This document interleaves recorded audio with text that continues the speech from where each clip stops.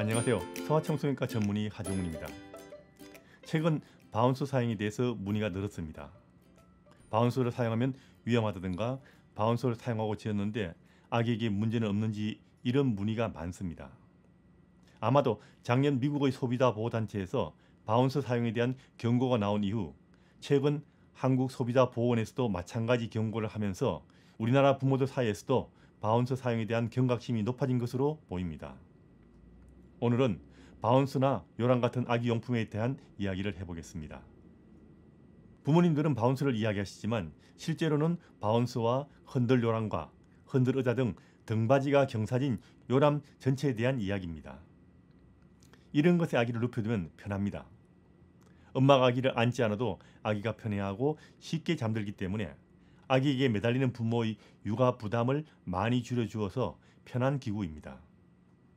경사진 요람을 사용하게 되면 엄마가 편하다는 것은 좋은데 여기에서 아이가 잠을 잔다는 것이 문제가 된다는 겁니다. 어른들이 평평한 침대에서 잠을 자듯이 아이들도 평평한 곳에서 자는 것이 일반적입니다. 머리 부분이 조금 올라가서 경사진 것은 문제가 되지 않는데 머리 부분이 많이 올라져서 경사진 경우는 문제가 될 수 있다는 겁니다.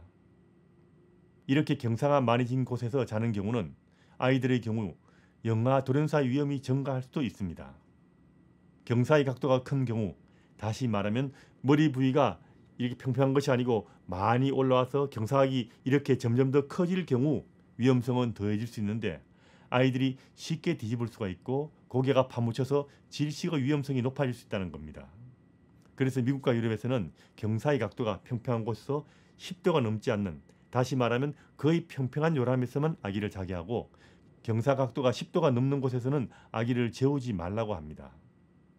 요람이나 바운스를 사용하지 말라가 아니고 머리 부위를 많이 높여도 10도 이상의 경사가 진 요람에서는 아기를 재우지 말라고 말하는 것이 정확한 이야기입니다. 그럼 아기들의 경우 바운스를 사용하는 것이 꼭 필요한 것일까요? 이 문제는 좀 다른 문제입니다.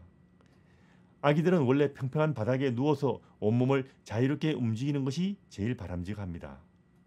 근육의 발달이라는 면에서 볼 때도 아기가 자유롭게 움직이면서 팔, 다리는 물론 온몸의 근육이 골고루 발달합니다.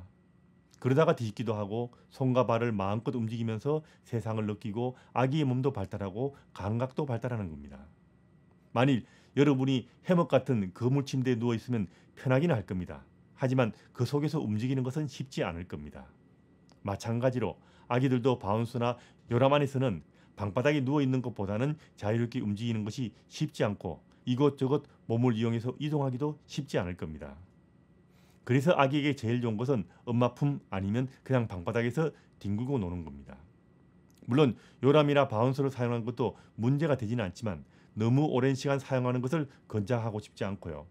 꼭 필요한 경우 잠시 사용하시고 머리 부분이 올라온 곳의 각도가 10도가 넘는 곳에서는 아기를 재우지 않게 주의하십시오. 만일 아기가 경사 각도가 10도가 넘는 바운서나 요람에서 잠드는 경우 바로 평평한 곳으로 옮겨주는 것이 안전합니다. 아기를 위해서 수많은 첨단 제품들이 많이 개발되어 나옵니다만 이런 기구들은 실제로는 아기를 위한 것이라기보다는 부모의 편의를 위한 도구인 경우가 더 많습니다. 그게 이상한 거 아닙니다. 엄마의 인생도 중요하기 때문에 엄마가 편하기 위해서 제대로 알고 적당히 사용하는 것은 아무런 문제가 되지 않습니다. 하지만 아기들에게 제일 좋은 것은 과거나 지금이나 엄마 품 아니면 방바닥에서 노는 거란 거 잊지만 않으시면 됩니다.